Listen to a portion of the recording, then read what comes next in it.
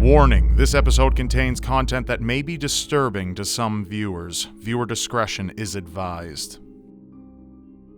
Pokémon Go. It's a dream come true. Well, it's at least a lot closer to a dream come true. Unless there's some kind of mad scientist out there electrifying mice or building giant rock snakes, it's the closest we'll probably ever get to catching actual Pokémon. But when playing requires going out into the world, some are bound to find a lot more than just these little creatures.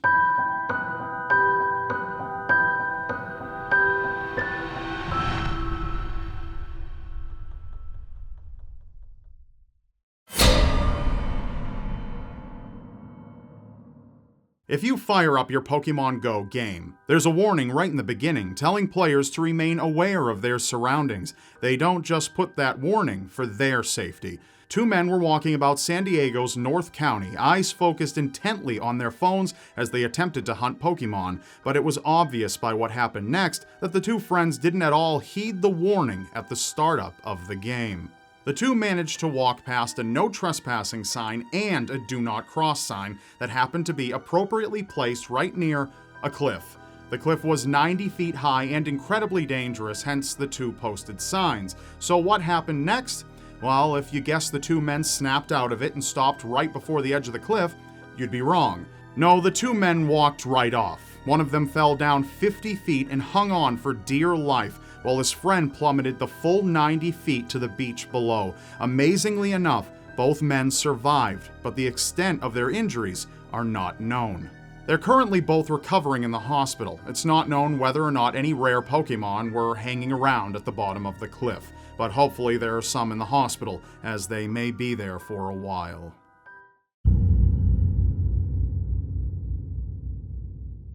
Personal responsibility is a very foreign concept for a lot of people. It's the lack of this crucial trait that contributes to a number of problems in our society. One 15-year-old girl is positively no exception to this fact.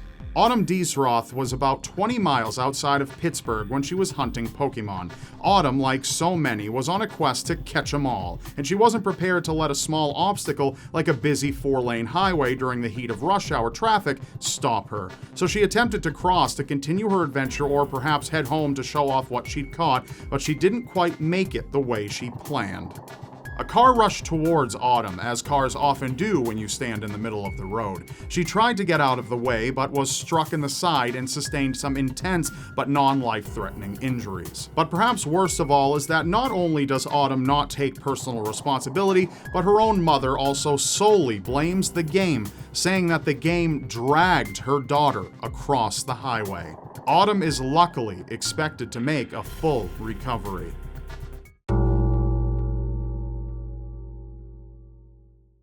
A 19-year-old woman in Wyoming just downloaded Pokémon Go and was on the hunt, but luckily she was one of the people that actually paid attention to her surroundings, but that doesn't mean that she liked what she saw when she looked away from the screen. Shayla Wiggins woke up one day and knew she wanted to catch a water-based Pokémon that day, so she hopped out of bed, got ready, and took off to take a walk and capture her prize. She strolled her way to a river, where she was hoping to find the Pokémon she was after, but that's where she saw it. Shayla had been focused on her screen and stopped beside the river, unaware that she was standing about 6 feet away from a dead body, a man lying face down in the water. Shocked and terrified, Shayla immediately phoned the police, who rushed to the scene and were soon able to determine that the death was accidental. Though Shayla will never forget the image that day, her hunt for Pokémon, she says, will continue.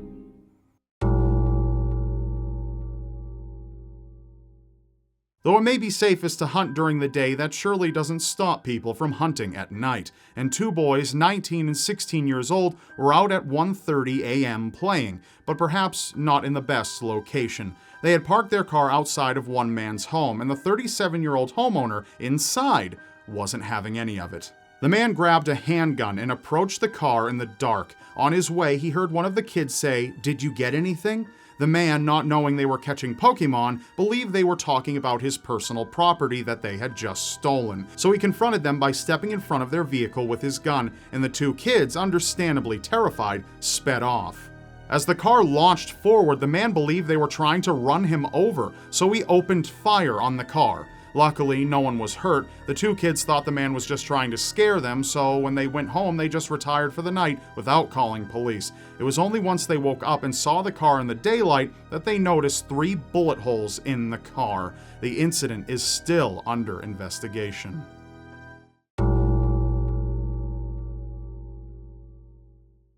Anytime you bring a community together, you're going to get the vultures mixed in there as well. The ones who see a lot of people having a good time and also see a way to exploit them for their own benefit. Pokémon Go has given these types of people a whole new way to play. In the game, players are able to visit certain areas in the real world that are marked as Pokéstops, where players can get free items. But at these areas, players can also set up lure modules, which lure Pokémon to that specific area. Other players can see when one of these lure modules is established and can head to the location to also catch the Pokémon it draws in. It's a great way to meet new people. It's also a great way to rob new people. 4 individuals ranging from 16 to 18 years old in the parking lot of a CVS pharmacy in Missouri established one of these lure modules and would bait other players to the location, where they would then withdraw firearms and force the newcomers to hand over their money. Fortunately, police were notified and were able to move in on the group of armed robbers, arresting them all. The adults involved were each charged with first-degree robbery. So the next time you notice a lure module setup and one lone vehicle in the dark, perhaps you should keep moving. I'm not sure a Pikachu is worth all the money in your wallet, or perhaps even your life. That's all for now. Remember, you may not believe it, but anything is possible in a world so seriously strange.